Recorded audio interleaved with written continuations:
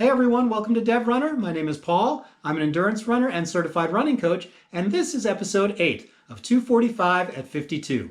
In this series, I'm detailing my training as I work towards a 2-hour and 45-minute marathon attempt, which is going to take place on December 11th, 2021 at the Kiawah Island, South Carolina Marathon. Today I'm talking about my training from September 27th through October 3rd, and I'm hoping that you'll pick up some tips and tricks to help you become a healthier, faster, and stronger runner. So stick with me. Here we go.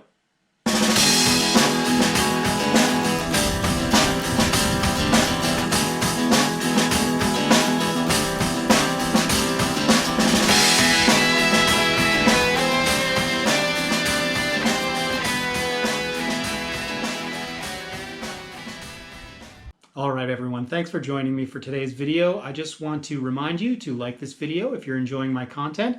And please, if you've got a question or a comment, just leave it below so that everybody who's watching can benefit from your thoughts. And if you haven't already, please subscribe to my channel and ding that bell so that you get notifications every time I post. All right, with that said, let's just get right into this week. This was a down week as far as mileage goes for me. The intensity remained constant to the previous week. I never want to give up on that, but you know, I brought the mileage down. It's a bit of a rest week before I really start pushing hard with the speed phase, which comes next week. All right, so with that said, let's get right into looking at the details of the past 7 days worth of runs. And forgive me, I'm just going to use my phone and reference Strava so that I don't miss any of the details. And as a reminder to you, you can follow me on Strava as well. You can find the link below. And this way you can take a look at any of the details on any of these runs in case you've got any questions yourself. All right, so with that said, after my 20-miler last week, last Sunday, the 26th, I headed out on the roads last Monday for a 6-mile run. Just done super slow, super easy, just trying to recharge the legs a little bit, get some blood flow going and get the healing kind of sped up. And I finished that 6-miler in 55 minutes and 25 seconds. Tuesday was another easy run, and because this was a down week this last week, it was another just 6 miles. And this time I was feeling a little bit better, so the time came up a little bit, or I should say went down a little bit. It was completed in 50 minutes and 30 seconds, which was an average of an 8:25 per mile pace. So after that second easy run was done, I went home, carved up, got a good night's sleep because I knew Wednesday was going to be my big track day, which was a total of 10 miles with a 2.5-mile warm-up, a 2.5-mile cool down, and in the middle there was 5 miles of on time. And that was made up of 2 400s, 2 800s, 2 1600s, then 2 more 800s and 2 more 400s on the ramp back down. For the details on every single one of those repetitions and intervals, check out the video. Let's go.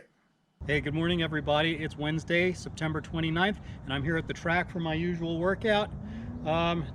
Since this is a down week for me, I'm going to be doing only a total of 10 miles on the day, but the shortage on the miles will be made up just in the warm up and the warm down. I'm still going to be doing 2 400s, 2 800s, 2 1600s, followed by the ladder down, 2 more 800s and 2 more 400s. The heat is already incredible.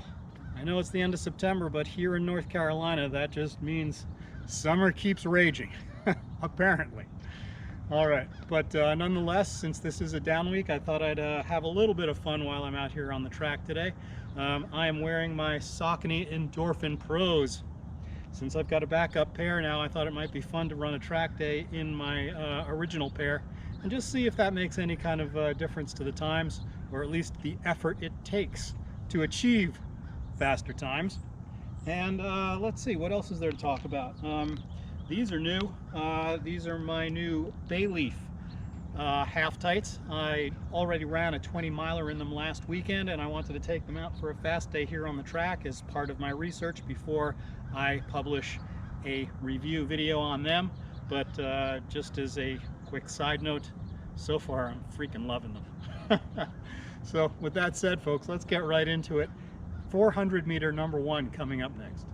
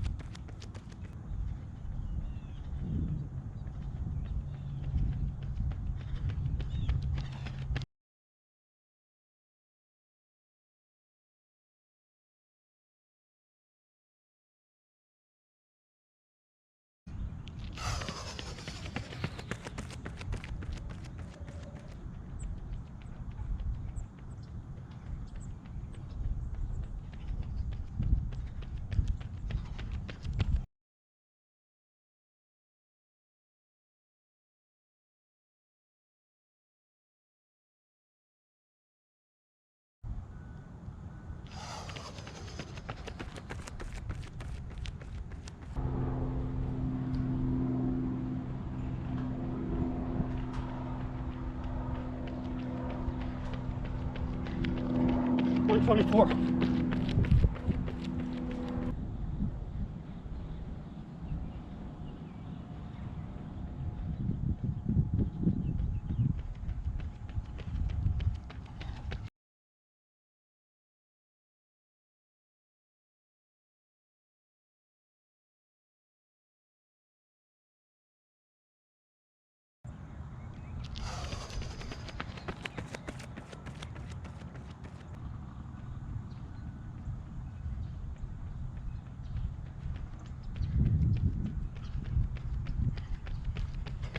22.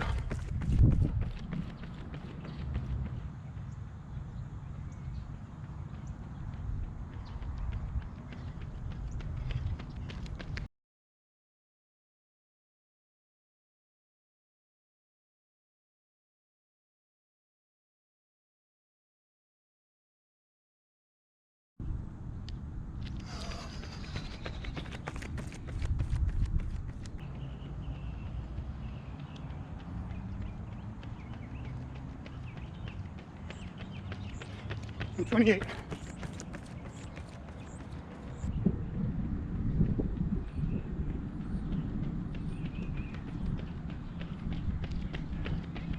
58.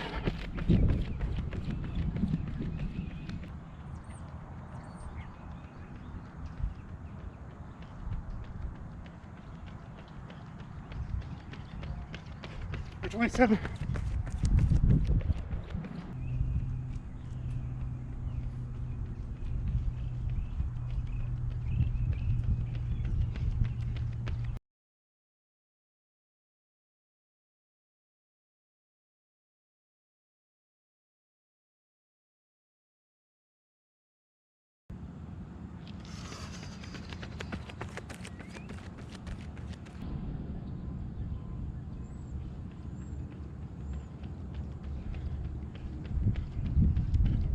127.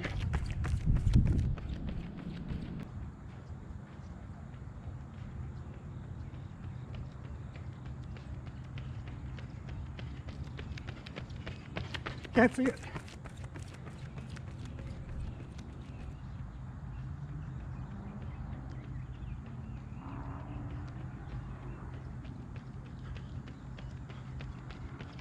257 and 425.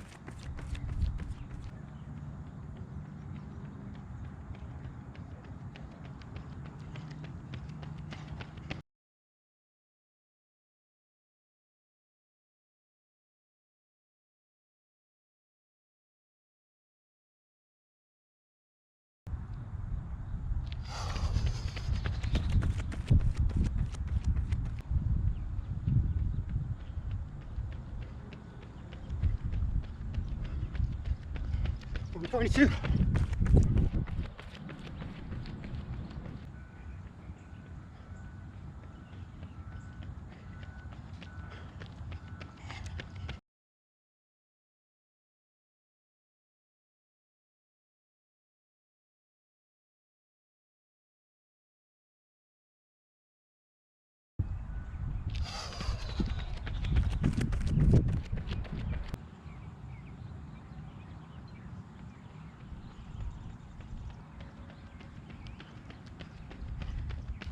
123. 1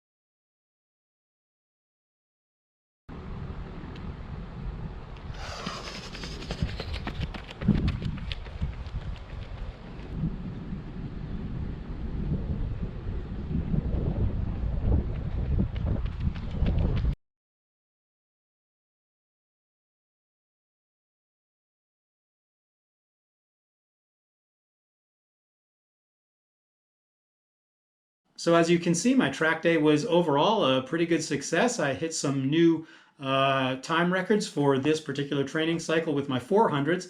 My 800s were a mixed bag, and my miles were, good enough. Overall, I'm really happy with the day. I think I'm moving in the right direction, so what more can I ask? So I followed up that hard workout on Wednesday with an easy day on Thursday. I went out and ran 6 miles on the roads. It took me a full 56 minutes and 43 seconds to run that, and I was feeling the effects of the hard work on Wednesday. But, I also did add a good amount of elevation to that easy run just to challenge myself a little bit. But easy days are easy days. So I wasn't worried about my time. I just wanted to, once again, get the blood flow, get the regeneration happening, get the healing happening so that I could go out for my medium long run, what I would call a cut down medium long run, because again, this was an easy week for me. So on Friday, I went out and did a 10 miler outdoors. It took me 1 hour and 18 minutes to complete that 10 miles on rolling terrain. I averaged 7 minutes and 48 seconds per mile. Felt great, finished it, no issues whatsoever. And then on Saturday, I did 6 miles easy on the treadmill. Once again, just trying to heal, just trying to get ready for my long run for the week. And because it was a down week, it was just 16 miles for my long run on Sunday. I did run it outside, and I was really happy with it. I averaged 7 minutes and 22 seconds per mile. I really wouldn't call it a progression run. It was more of just a steady state. I pretty much stayed between like 7:15 and 7:25 per mile for the entire 16 miles. So overall, it was a really successful week. 60 miles total on the week, I believe. And so I feel like I'm set up to go into next week, which starts the speed phase of my training cycle, in good shape. So what more can you ask? As far as everything else goes, folks, my free weight training, I did hit 2 workouts this week on Monday and on Friday. And all 7 of my core routines did get accomplished every morning as soon as I rolled out of bed. I know everybody who watches this series regularly is kind of sick of hearing me say that, but nonetheless, I feel like I need to share that with you so that I'm staying consistent in some things, if not everything. And let's see, what else? As far as nutrition goes, folks, I've got some very good news. Last week, I did not lose a single ounce towards my goals of getting down to 138 slim pounds, which is what I consider my race weight. Last week, I was holding steady at 146.5 or so. And this week, I'm happy to say that I really cut back on the sugar, continued eating, dark leafy greens and lean proteins, and I took off a full 1.5 pounds. I weighed in on Sunday morning before the run. Very careful to make that point, before all the water loss from all the heavy sweating. I weighed in on Sunday morning at 145 flat. So I'm on my way. I've got a good ways to go, but I want to be able to finish at least the next 4 weeks, the first half of the speed phase in this training cycle, at least, lighter. And I want to be able to go into the last 4 weeks of heavy training after this 4-week block, right down at 140 even. So that sounds very doable at this point. I've got 4 weeks to lose 5 pounds. I think I can do it. Stick with me, and I'll report in every week with complete honesty. With that, folks, I just want to say thank you for sticking with me. I hope you've learned something from all of my yapping and yammering here. And as always, I just want to say, get healthy, stay strong, and keep pushing. Peace out. I'll catch you next week in week 9. Thanks a lot. Bye-bye.